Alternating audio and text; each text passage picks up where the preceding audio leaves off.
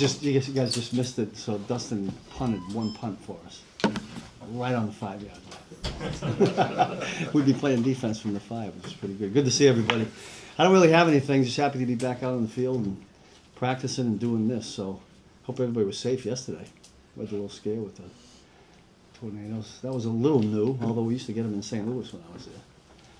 But anyway, I'll open it up and we'll roll. What were your first impressions of Noah Williams? Yeah, Noah had a tough day today. There was just a couple things that stick out, but what I really like about him is he's a student of football. You know, coming from Cal, that Cal had really good players on that team, not a lot of them.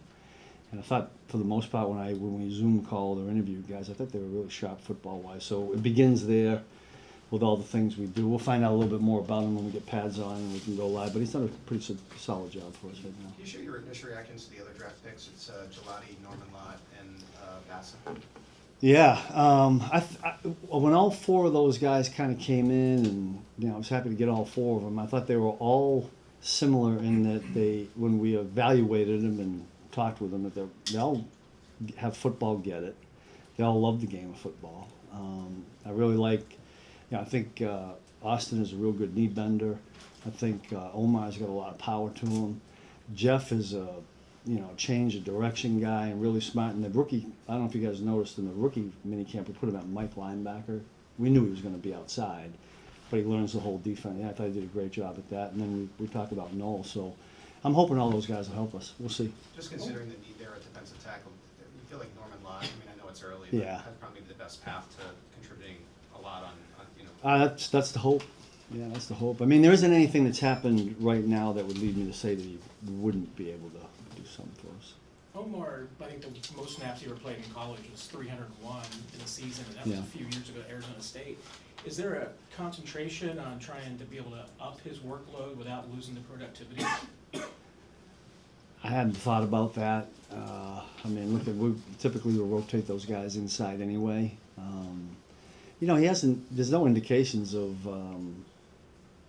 whether the production's. It's hard for me to tell if production's going to be up or down based on the number of reps he's going to get. I mean, he'll be in a rotation. Hopefully, we'll find 4 or 5 defensive tackles and get them all in there. Steve, what will be the process with Chamari Connor determining where you feel like he fits best? Well, listen, I think Chamari's having a really good off season here. This is the 4th year in the system, and he's doing really good in it. I think he's valuable. I mean, he's been playing nickel. He's been playing both safety spots. You saw it today. Every once in a while, Trent slips inside there, and Chamari will go back there. Safety. He's one of those guys I think that needs to be on the field for us. We'll just have to find out based on the other pieces where most of his snaps will be. I know you guys, this is all voluntary, but Chris has been here every time we've been here, and he hasn't generally been around for this. What's it mean to have him around? Yeah, he's fun. Guy's never had a bad day in his life, except game day when I don't make the right call or something.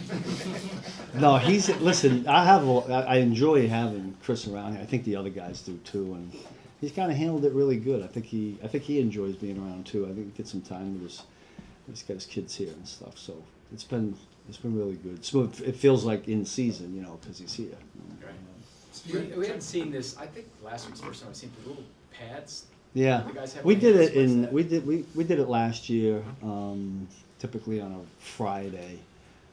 We've always had them. It's just listen. You're not supposed to have the bump and run contact, so we're basically pressing and covering with our feet. Is how I say it. And this kind of keeps you from grabbing. Those guys when they have those claws, they tend to grab jerseys. So we'd like to try to eliminate that now. So the guys have been doing that. Trent kind of takes the lead on that. He puts them on, has all the other guys do it. They're those. I think they're the boxing deals, right? Not boxing, but just to use. Trent mentioned in his exit interview that maybe you wanted to be a little bit more versatile with him again. I guess you bring in Fulton, and just what's your thought on that idea? Yeah, listen, I thought in the past when we've had Trent inside, he's done some really good things. I mean, he's effective covering, blitzing, and we're just the pieces of where anybody will be determined by how it all shapes up on the corner spots. But it's nice to have Chamari who can go in there. But Trent's pretty legit at that spot and how productive he can be. In that year, 2 years ago when LJ was here, and Trent inside a little bit more. I thought he made a lot of plays in there. Couple more, we'll start with Adam. Steve, what did you see from Hicks last year that led you to believe he can handle the role you're giving him this year? Yeah, he's one of those energetic guys that I think if I recall going back at him, it took a little while for him to really pick it up. We kept him in one spot. Now he's kind of developed in the system. He's a little more comfortable, so we've moved him around a little bit. He plays down where Justin Reed played a little bit last year. So, we'll find out how all the pieces fit going forward. But one of the things that we use this time of the year for is to move guys around and see who can handle what mentally.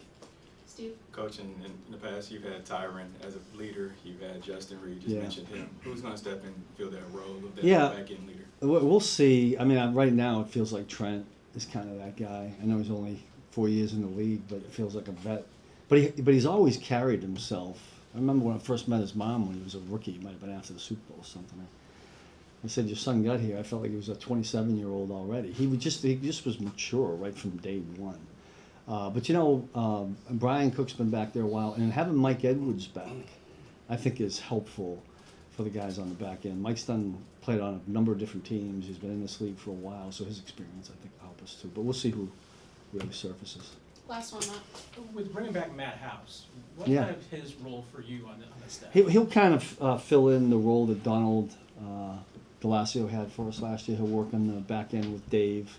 However they carve that up. I mean, both those guys know all 4 and 5 positions, so they'll kind of split it up however they do. But Matt's been a guy. I leaned on Matt when he was here as a linebacker coach. He knows the system. It was an easy transition, so it's good to have him back. It's good to get these guys back. Thanks, Coach. Oh, good, you got it. Thanks, Steve. Thank you.